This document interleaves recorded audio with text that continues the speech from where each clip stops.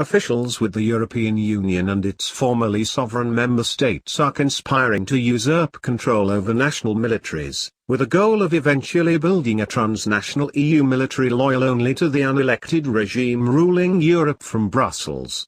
Outrage surrounding the plot, however, is growing. The process, taking place without a shred of democratic legitimacy, is already well underway. German and Dutch forces, for example, are being merged into a unified command, the nucleus of the future EU force that will be beyond the reach of voters and their elected parliaments. Under the guise of dealing with the orchestrated refugee crisis, the EU is also imposing a transnational armed force with power to intervene in members' states, even against their will. EU military missions in Africa are also picking up steam. And the EU's extremism is only growing. Critics of the EU's military ambitions, though, are already speaking out forcefully. Among other responses, opponents of the agenda said the dangerous machinations offer even more reason for nations to urgently secede from the totalitarian-minded superstate in Brussels. The British exit campaign, or Brexit as the prospect of UK secession is known casually, received a major boost from the news, with multiple media outlets noting that the EU military scheme would eventually ensnare the United Kingdom if voters do not vote to secede from Brussels rule. In an article headlined "Secret Plot Exposed, EU in Stealth Plan to Set Up Army by Merging German and Dutch Forces," the UK Daily Express newspaper noted that the plan to give Brussels its own military was being advanced by stealth. The plan was reportedly outlined last year by the increasingly radical and unpopular German government, which has been flooding Germany with Middle Eastern and African migrants while showering German tax dollars on the EU and its poorer member governments. According to the report, Dutch military brigades have already come under German command, including the 43rd Mechanized Brigade last month and the 11th Air Mobile Brigade last year.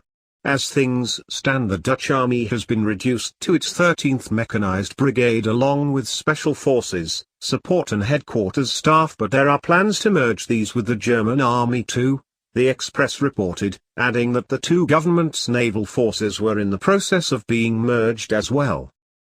The agenda to impose an EU military on Europe was all outlined last year by German Defense Minister Ursula von der Leyen.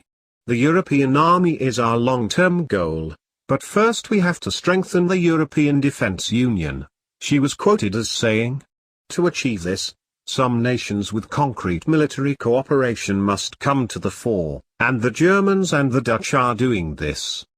Controversial German Chancellor Angela Merkel has been bullying her foreign counterparts to join the bandwagon.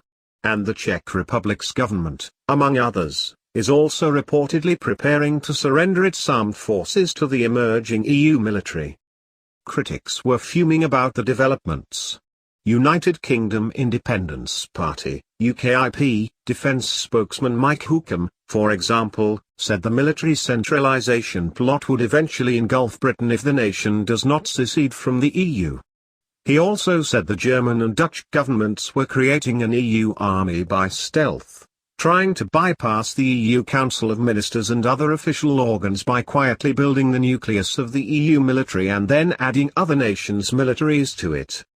However, the official with the UKIP, which opposes EU membership and is seeking a Brexit, vowed to ask questions of the EU and fight against the plan.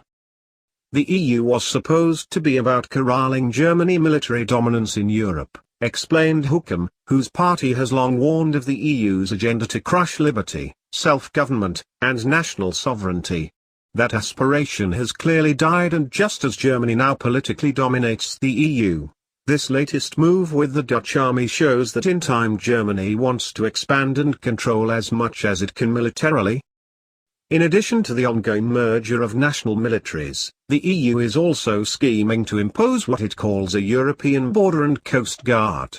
The controversial military and law enforcement outfit is set to have the power to militarily interfere inside and outside of the EU, whether national authorities agreed or not, under the guise of everything from crime and terror to migration. An EU fact sheet explains that the new armed EU force will be able to ensure that action is taken on the ground even where there is no request for assistance from the member state concerned or where the member state considers that there is no need for additional intervention. The pretext for imposing the radical agenda is dealing with the so-called refugee crisis and defending the EU's external borders. However, as this magazine has documented extensively, the EU and its members not only played a key role in creating the migrant tsunami by helping destroy foreign nations such as Libya and Syria, they also have no intention of actually sealing the border. When Hungarian authorities tried to seal the border, they were chastised by Brussels. Hungary's Prime Minister has warned that Brussels-based globalists involved in a treasonous conspiracy were using the refugee tsunami to destroy nation-states and Judeo-Christian Western civilization. Of course, the EU is hardly the only illegitimate regional government attempting to usurp control over national militaries and build up unaccountable transnational forces on the road to what the architects of the regional orders often refer to publicly as the New World Order.